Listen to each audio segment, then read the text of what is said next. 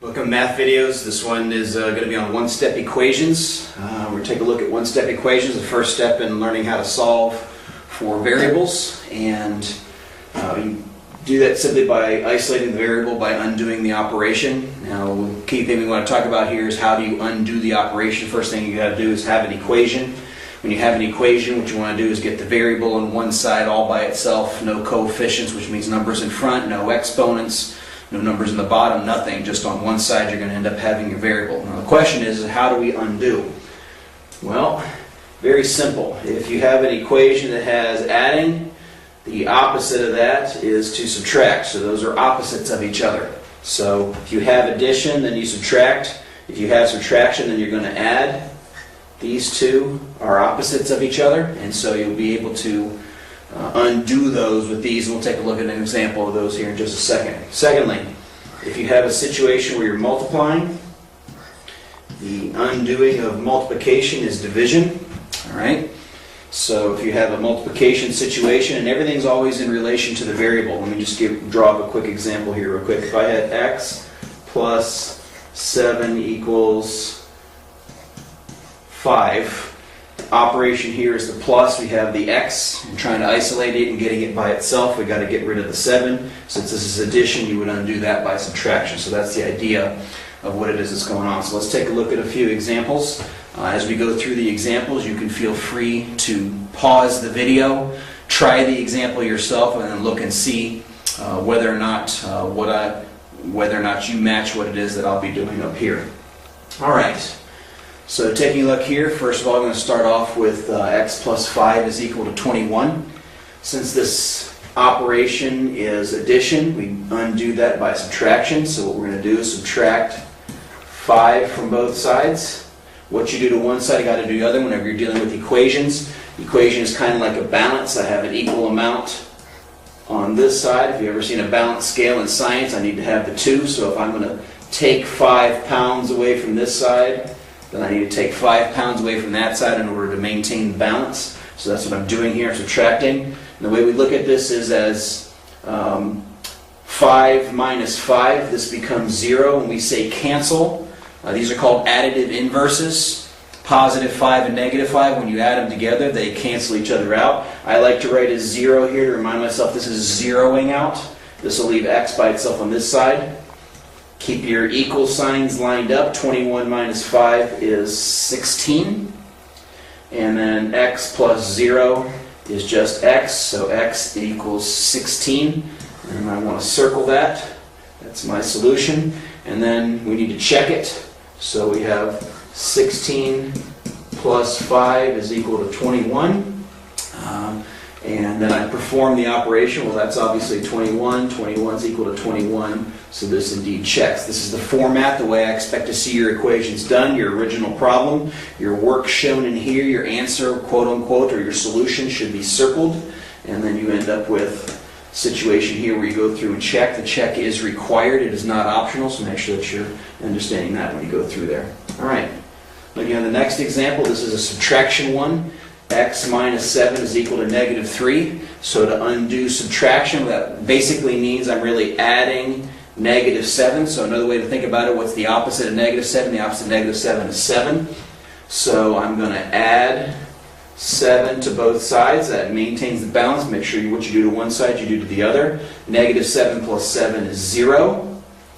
And negative 3 plus 7 is 4. So x is equal to 4. And I check it by going here. X, my original, not x, let me erase that. 4 minus 7 is equal to negative 3. What I did is I substituted in my answer into the original equation, so I put it in there. And then 4 minus 7 is negative 3. Negative 3 is equal to negative 3, so I've indeed been able to check my equation. So that's kind of the idea of what's happening here, and adding and subtracting are opposites of each other.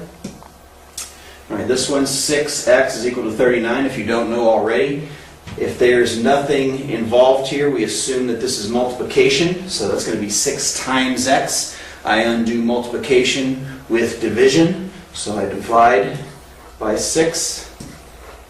6 divided by 6 is not 0.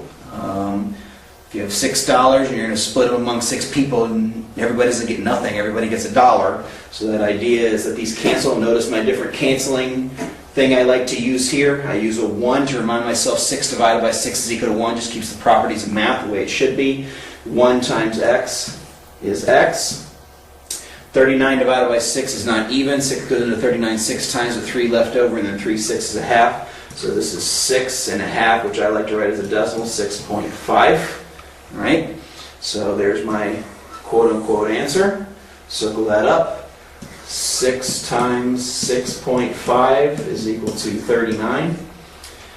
Then a mental trick on multiplication, if you don't know this already, 6 times 6 is 36. I might have to write that. 6 times 0.5, that means half of 6 is 3. So that's going to be 36 plus 3.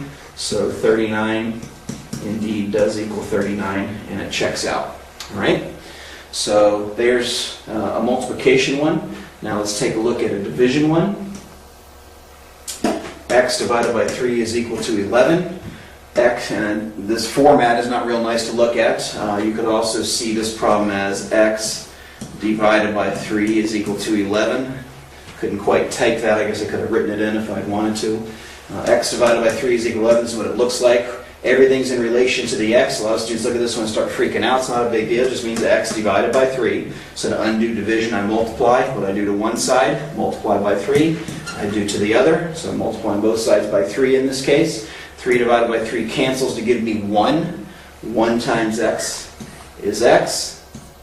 11 times 3 is 33. These are pretty simple.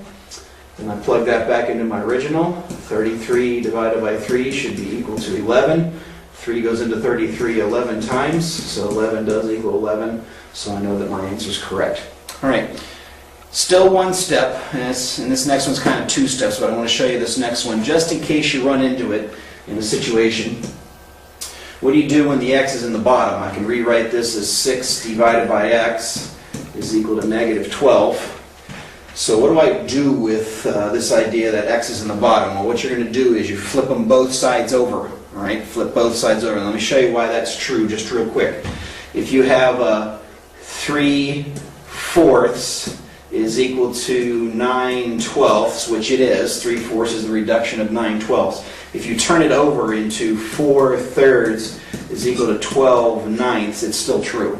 So flipping it over, flipping the numerator and the denominator, or doing what's called a reciprocal, doesn't change anything, right? So it's still a correct equation. So if I go back to here, what I want to do is I want to flip things over. Now, how do you flip over negative 12? Well, negative 12 is technically over 1. So when I go to flip those over, this becomes x over 6, or x divided by 6. That's what I'm getting after, so I can multiply both sides by 6 is equal to negative 1 over 12, right? So to get rid of this 6, I multiply both sides by 6. These 6's cancel to give me 1. 1 times x is x. Now, negative 1/12 times 6 is going to be negative, and then 6 over 12 reduces to 1/2. You can write that as 0.5 if you want to. So x turns out to be negative 1/2. I'm going to go back to my check. 6 divided by negative 1/2 is equal to negative 12. Now this is kind of a nasty one to check if you think about it, but if you have a fraction in the denominator, you've been taught probably that 6 divided by 1/2 like that. What you do is you change it into multiplication and do the reciprocal of the denominator. It's the same thing, it's just written in a different format. 6 divided by 1/2 is the same as 6 times negative 2 over 1 is equal to negative 12. This ends up being 6 times negative 2, which is negative 12. Negative 12 matches negative 12, and I know that I have a correct answer. All right, so that's one-step equations. All we're looking at is what operation is involved with the variable. You get rid of that variable, that operation, by simply undoing what's going on. You undo what's going on by adding and subtracting being opposites. If you have adding, you subtract. If you have subtract, you can add. If you have multiplication, then you get rid of that by division. If you have division, you get rid of that by multiplication. That's how you undo an equation, and that's how you deal with one-step equations. Till next time, see ya!